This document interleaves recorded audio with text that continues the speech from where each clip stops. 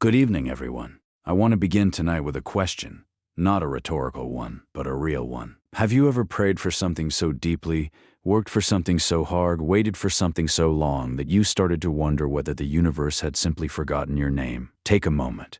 Don't look around. Just sit with that question, because I believe that every person in this room has known what it feels like to stand at a door that won't open, to apply for the position you were built for, and get the rejection email anyway. To believe in a relationship with everything you have and watch it dissolve. To plant seeds in soil you watered faithfully and see nothing grow. And in those moments, something inside us begins to whisper a very dangerous lie. The lie is this: maybe it's just not for me. The seed does not struggle against the soil. It surrenders to it, knowing that what looks like burial is actually preparation. Tonight I want to challenge that lie. I want to talk to you about delayed things, about what psychology says happens to us in the waiting, about what faith tells us the waiting is actually for, and most importantly, I want to give you the tools to not just survive the delay, but to be transformed by it, because here is what I know to be true. Delayed does not mean denied. What delay does to the human mind, let's start with the science.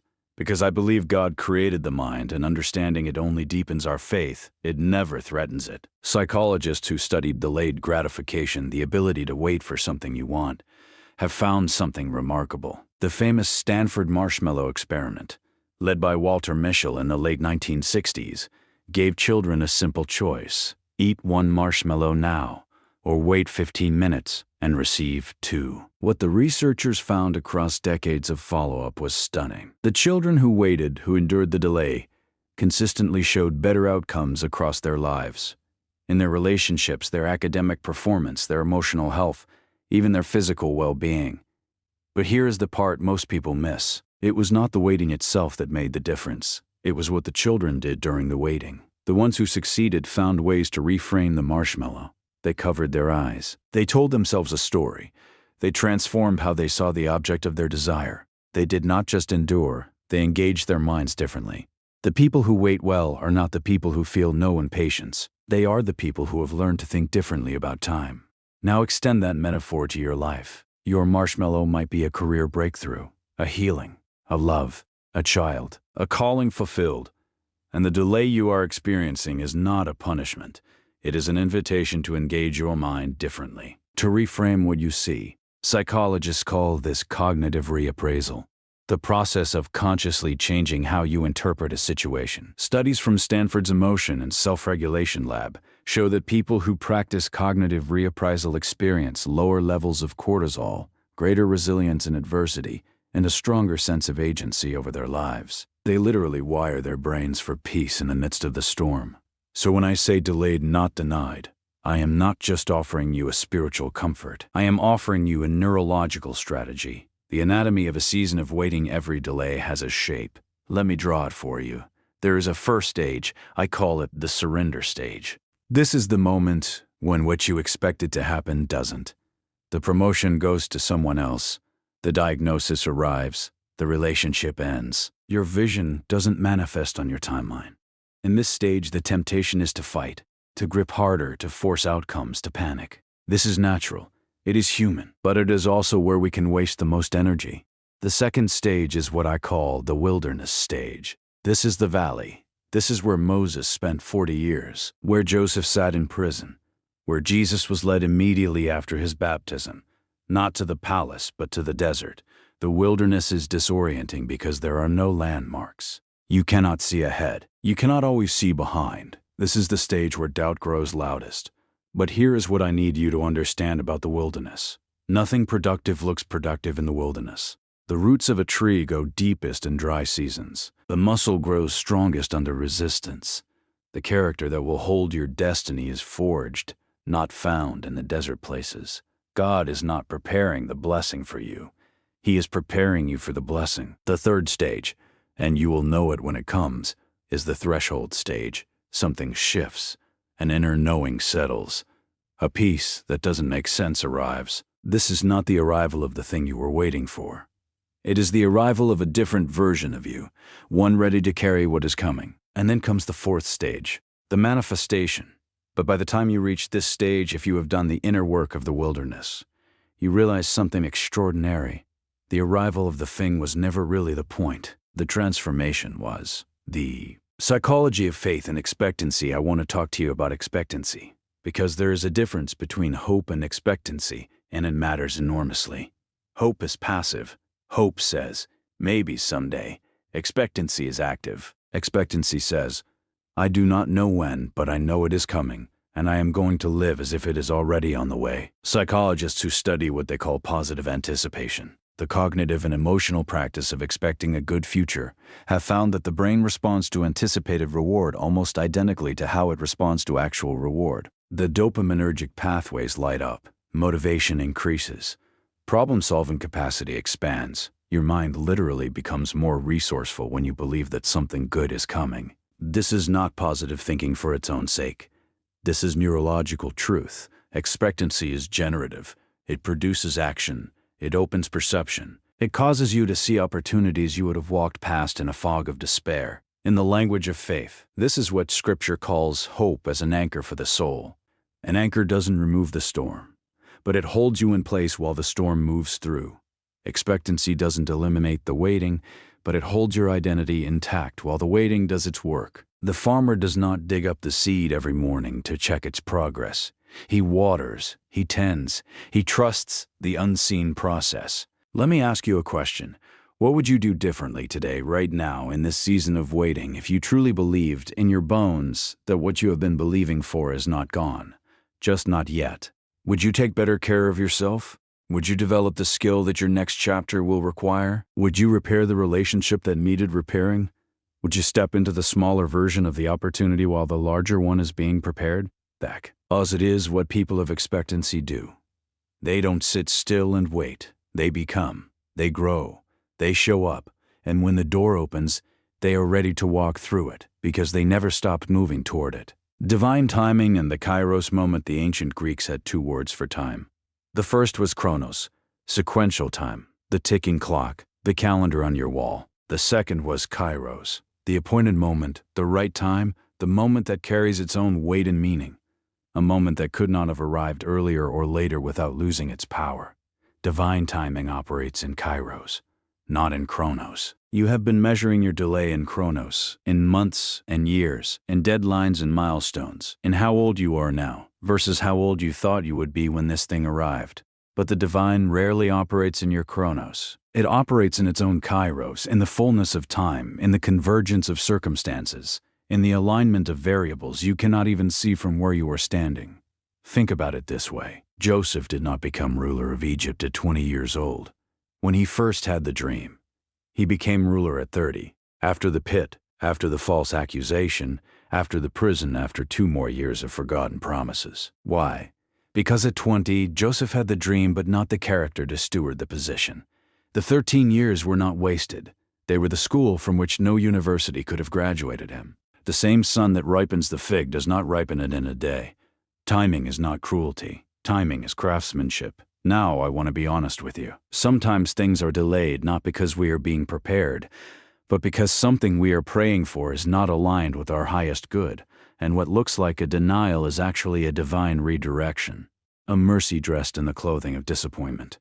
I have met people who are grateful, deeply, profoundly grateful, that the thing they wept over losing never came. The relationship that dissolved turned out to be the escape they couldn't engineer for themselves. The job they didn't get led them to the path they were actually meant for.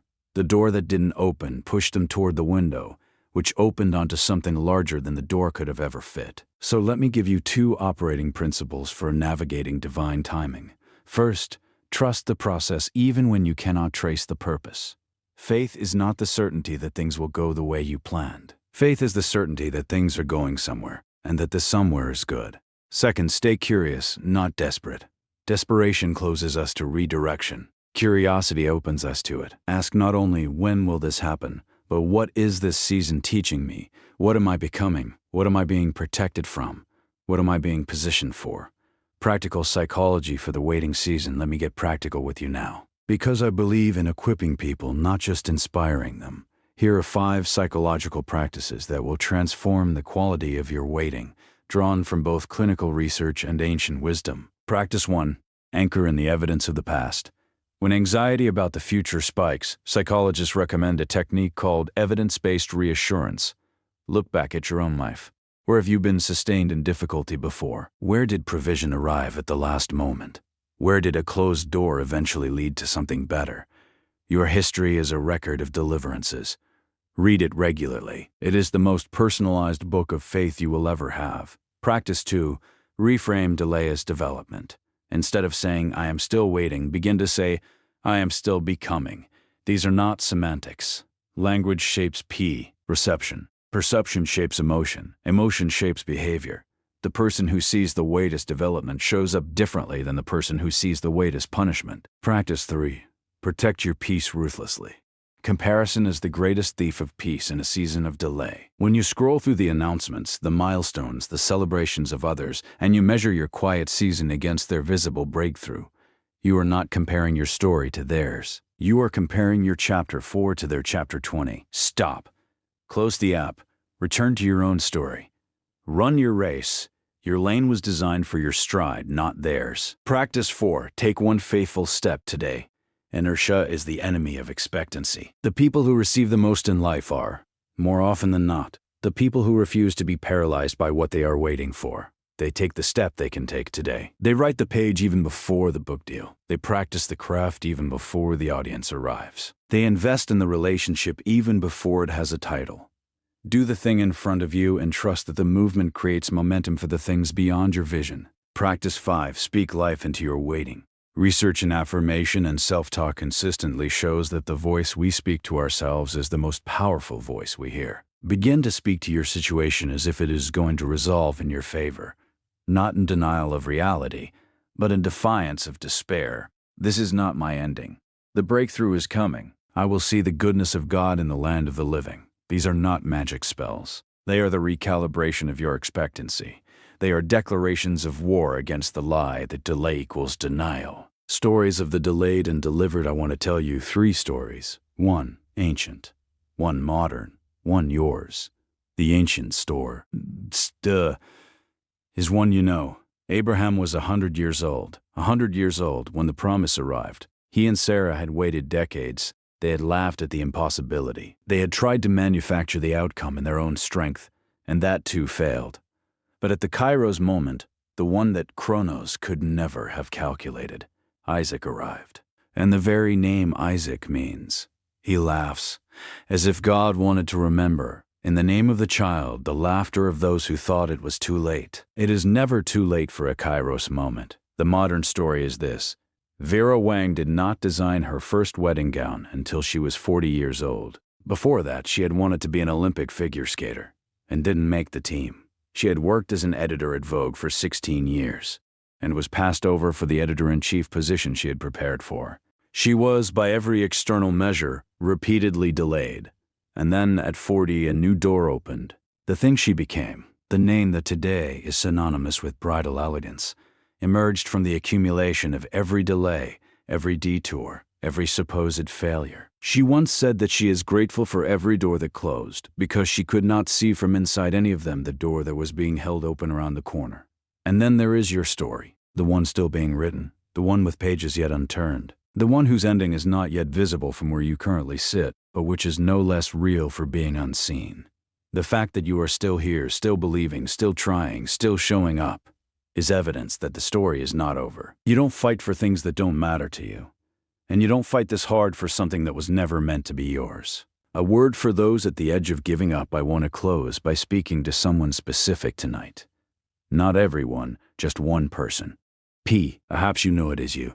You came into this room, carrying something heavy, a wariness that has settled deep in your bones, a faith that is threadbare, still there, but barely. You have prayed the same prayer so many times that you have stopped praying it out loud, because the sound of the words no longer feels like belief. You have waited so long that the waiting has begun to feel like the answer, as if the silence itself is a verdict. I want to say this to you directly. You are not forgotten. The silence is not abandonment. The delay is not denial. The darkness before the dawn is the darkest it gets. And the fact that it feels darkest right now may be the most accurate sign you have that the light is near. Hold on, not because it is easy, not because the pain isn't real, but because the story isn't done. and you are closer than you think. The seed in the ground cannot see the sun, but it grows toward it anyway. It follows the light it cannot see, through the dark it did not choose. Toward the surface it can only trust is there. That is what you are doing right now. And it is not weakness. It is one of the most profound acts of courage I know. You have come too far to stop. You have survived too much to surrender. And what is coming for you, what has always been coming for you, is not lost. It is just not yet. Delayed, not denied. God bless you. Thank you. 1. Delay is not denial. It is often divine preparation and positioning. 2. The brain responds to expectancy much like it responds to reward. Cultivate expectancy actively. 3. Divine timing operates in kairos, appointed time, not chronos, clock time. 4. The waiting season develops the character needed to steward what is coming. 5. Practical tools. Evidence-based reassurance, reframing, protecting peace, taking faithful steps, and speaking life over your situation.